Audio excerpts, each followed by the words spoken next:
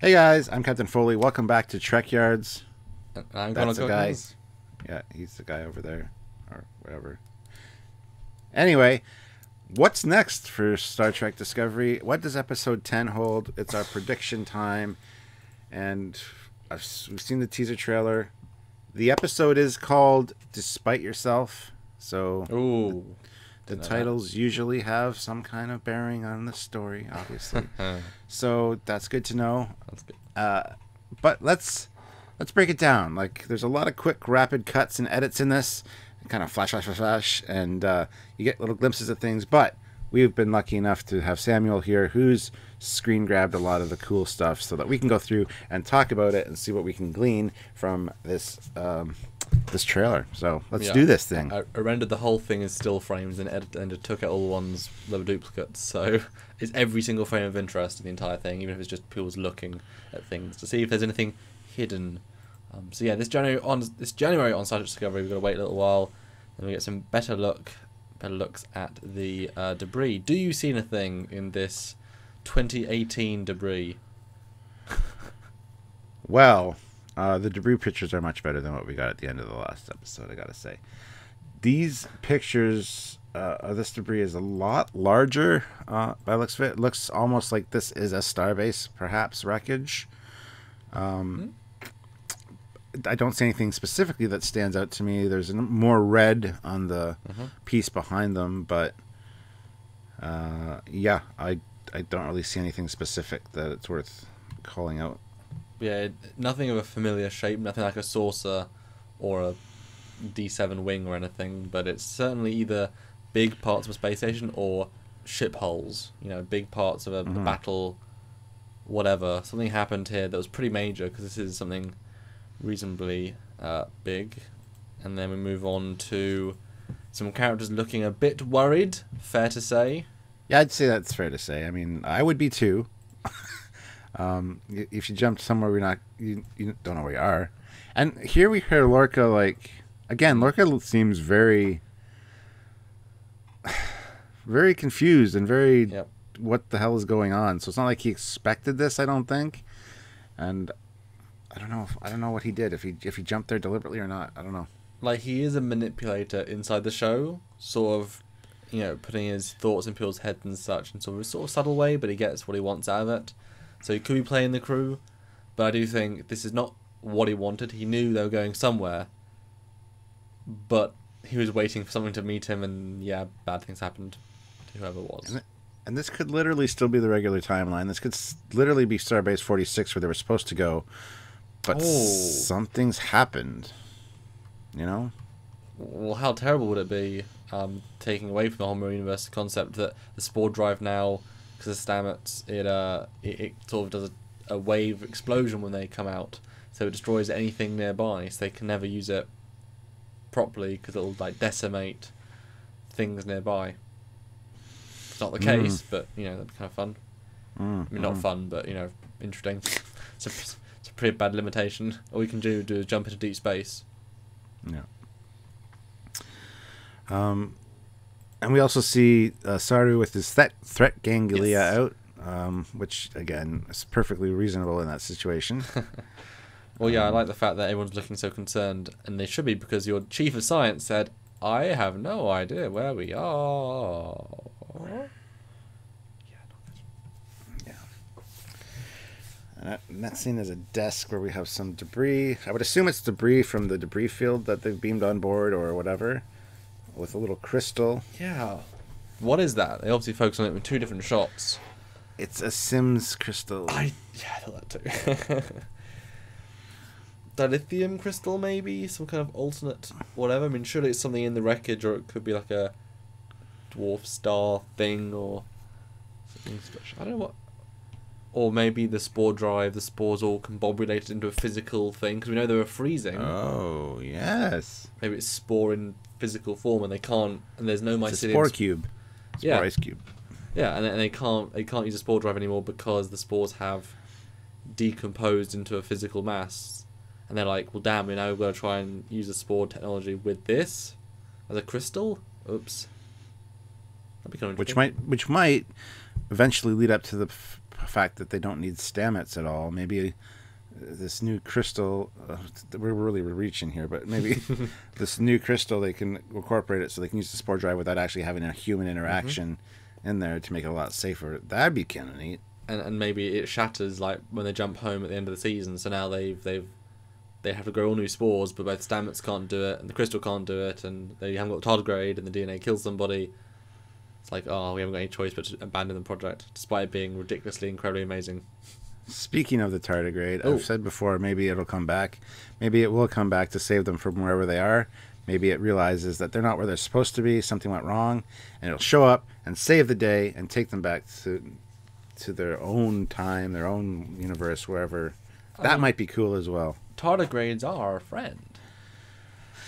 They are. When you pet them and give them spores and, they're nice most of the time. Next you see a shattered something, and my guess from this is that maybe Tyler is confused as to who he is, and he shatters a cup out of anger, and it rips his hand apart, and he's like, oh, but I do bleed human blood, and sort of... It's not pink, blobby blood.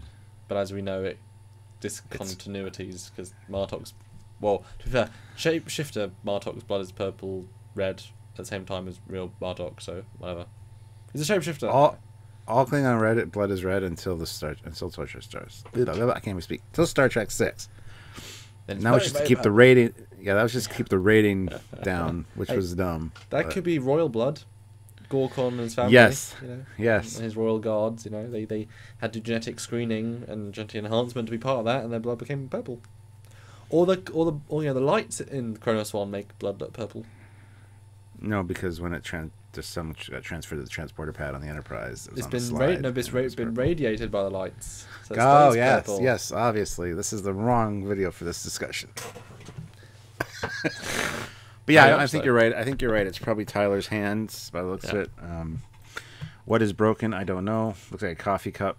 Yeah. Because there is like a liquid there, so. Yeah. Oh yeah. Yeah. Something normal, but yeah. And then we cut to Stamets, looking pretty interesting. Clearly, his eyes have gone misty. He's going to have to act a whole different character now. Again, 3 different variations on the character. But he's behind a force field, so obviously he's doing things, or could be doing things that aren't good. And we do see kind of some of them a little later on. What do you think of when we saw him go?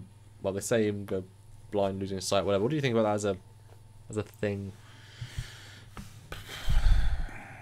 I don't know.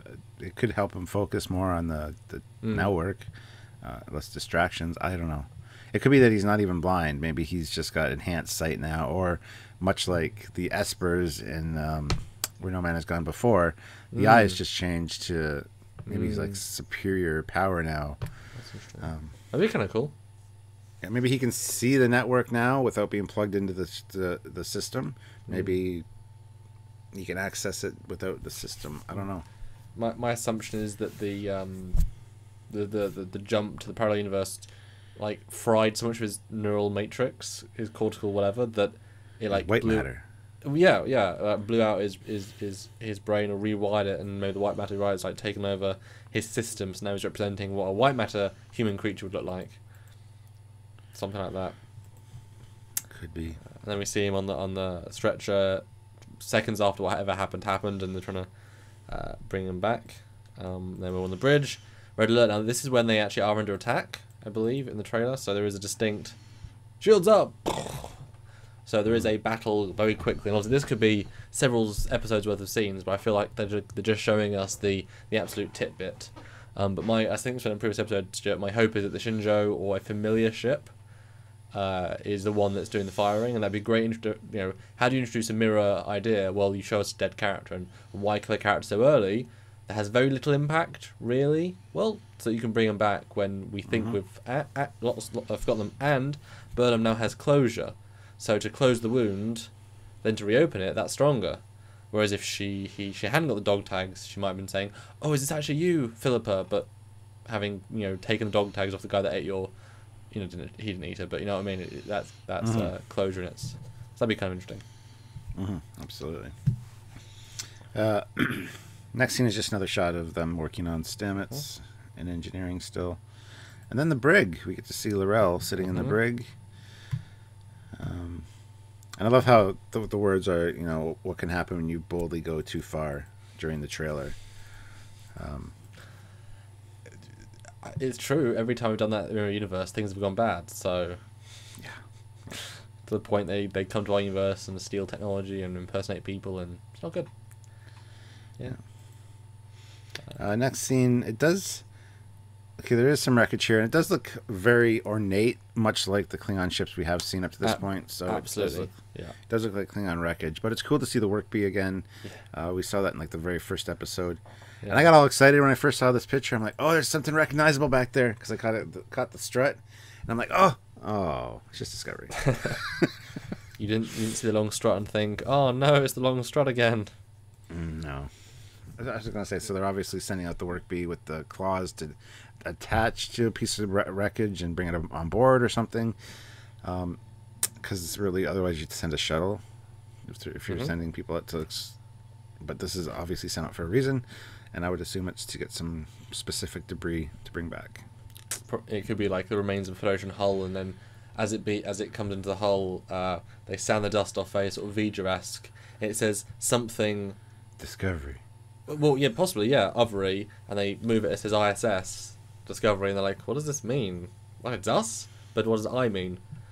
That's like again, this show doesn't do that sort of cheesy, even though it'd be fun. They do very sort of serious and dark, so I don't think it'd work. But I agree, I think we're going to see the alternate Discovery version of Klingon ships, rather than anything familiar, again, in the mirror. I think that'll be what we see, which is fine. I mean, it's its own thing, so it's allowed to do its own thing again. But this wreckage certainly has that vibe. And again, like you said, work bee, really good design for work bee.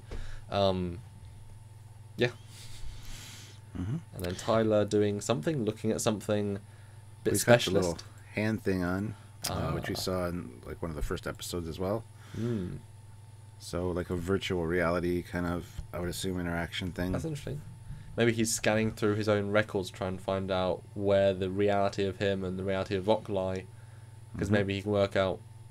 I don't remember. I remember this party differently. I remember, was I really captured on the ship or did I die on this ship? It'd be interesting to see how his brain unravels now.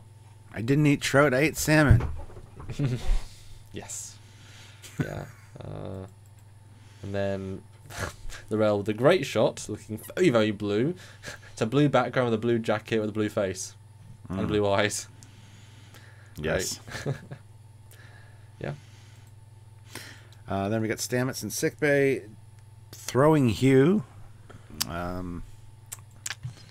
Yeah, not nice. Until he's freaking out there. Yeah, he's not who he used to be. No. Or at least no one's going to understand what he's going through, obviously. So he's going to be frustrated, but at least he gets up, he's conscious, he's thinking. But I mean, you can imagine this might put a strain on their relationship a little bit.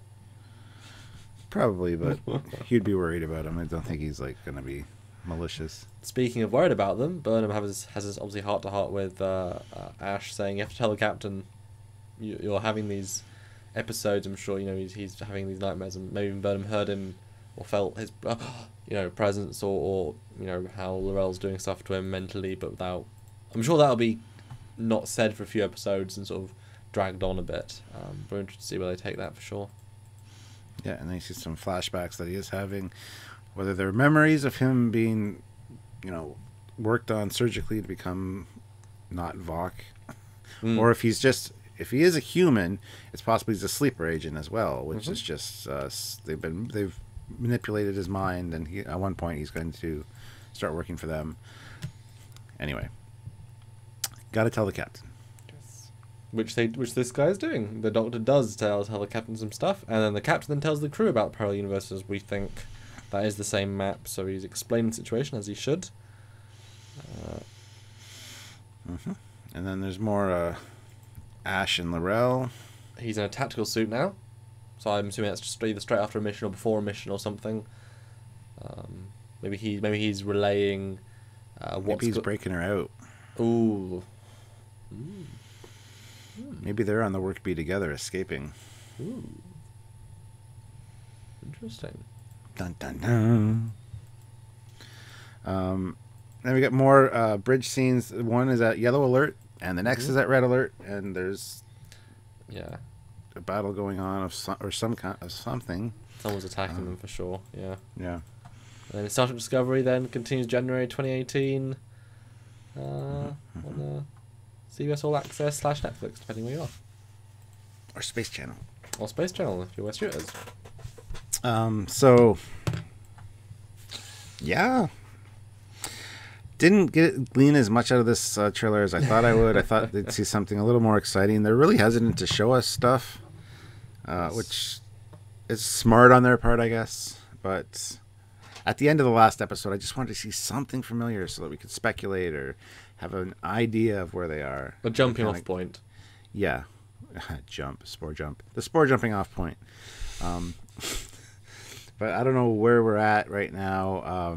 There's so many possibilities. We've discussed a lot of them, but a lot of them are feasible and viable. But what's going to be the case is it's going to be fun to look back on this later after it's come out. But my question to you now, we've reached this jumping off point, swarping off point, as we've as they swarped last time.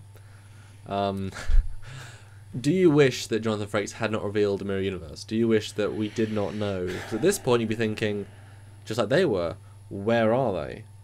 What could this mean? And then we'd have to rack our brains to think, well, parallel universe, could that be a mirror universe? Could that be alternate? Would that be the prime? Where would our assumption be? And do you wish you didn't know that there was at least a mirror universe connection? I wish I didn't know, because you're right. We might have opened up our minds a little bit and come up with other solutions. But I think seeing the ship split like that, and seeing the stamets in the mirror, things like that might have still kind of led us to the same conclusions. I don't know. That's a good question. It's certainly the most vivid, most potential story plot device is having the most famous alternate universe by putting us in there. So certainly I think that would be our number one guess, would be alternate reality, probably mirror. That's, I think probably our hope would have been Prime Universe. They would jump into the Prime. That would have been fun. Yeah, absolutely, yeah. Do you think we would have said Kelvin if we didn't know it was Mirror? I think we would have speculated. So there's no reason not to think that beyond the licensing agreements. Yeah, just because of real issues, I don't think that would have been what I would thought of. So. And besides, the visual styles would be too similar, would be quite confusing. You couldn't tell the difference. Because it's funny, you cut to the iPhone store with all those bright colours, and you cut to this very dark bridge with all the reds, and it's like they look very similar except the colour palette and the lights. It would be strange. But yeah, my prediction is they're in the mirror universe, and there's going to be a ship, hopefully Shunjo, possibly Discovery itself. I mean, they've only got 6 episodes; they can't waste that much time. They haven't really got this is basically a reset button in a sense to the plot. And so they can't spend, like they have done, several episodes wasting time and leading very slowly. So I'm hoping it'll either be Discovery. And I was going to ask you in another episode, do you want to see a Spore Drive versus Spore Drive battle? That'd be cool. That would be really cool. Well, I guess they can't Spore Drive because of Stamets, but maybe he could force them to. Like if they could do a double Spore Drive battle, that'd be kind of fun. Be stupid as hell. Yeah, I think they're going to find a way to use the Spore Drive without Stamets as being an intermediary at some point.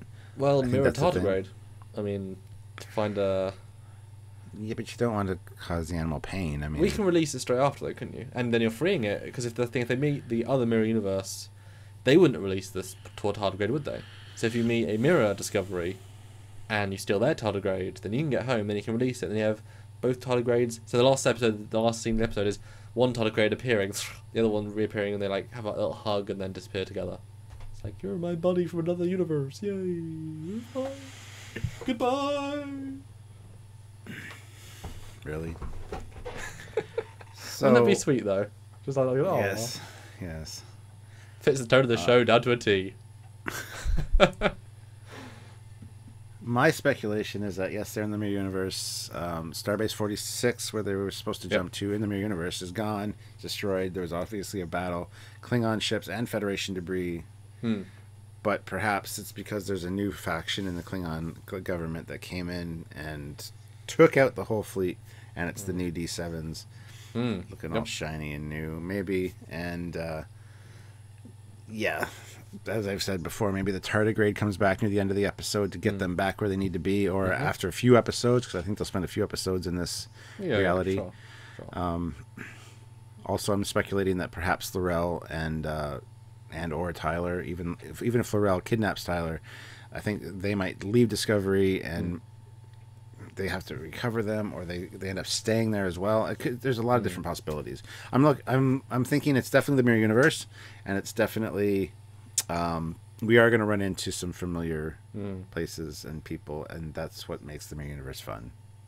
So, actually, wouldn't it be nice symmetry if they find the peaceful Takuvma, the Takuvma who's actually a nice guy, not a radical racist, and therefore Laurel and Ash's stories end up with the mirror universe trying to save the mirror Klingon Empire, which, while is different, they didn't seem as bad. Like, what is the mirror to an already aggressive culture? You know, they were subservient, they were being beaten up by the Federate or the Empire, you know, to the point they had to then rebel against the Terrans, you know? So it'd be interesting if they then helped the Klingon Liberation Front in the mirror universe. That'd be kind of a nice little...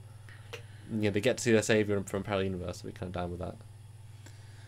That'd be cool. And then they run into the real Ash Tyler. and then he goes back. Yeah, the Harry Kim situation.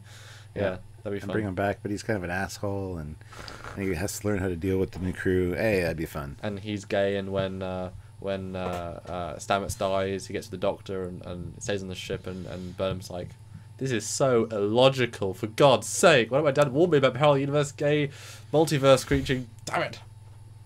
And Spock appears saying, fascinating. Then everyone stops. Goes home. And I think that means we should stop, because this is getting awful. What do you guys think of the situation? Where do you think the everything goes. show is going? Where do you think the next episode is going to start? And basically...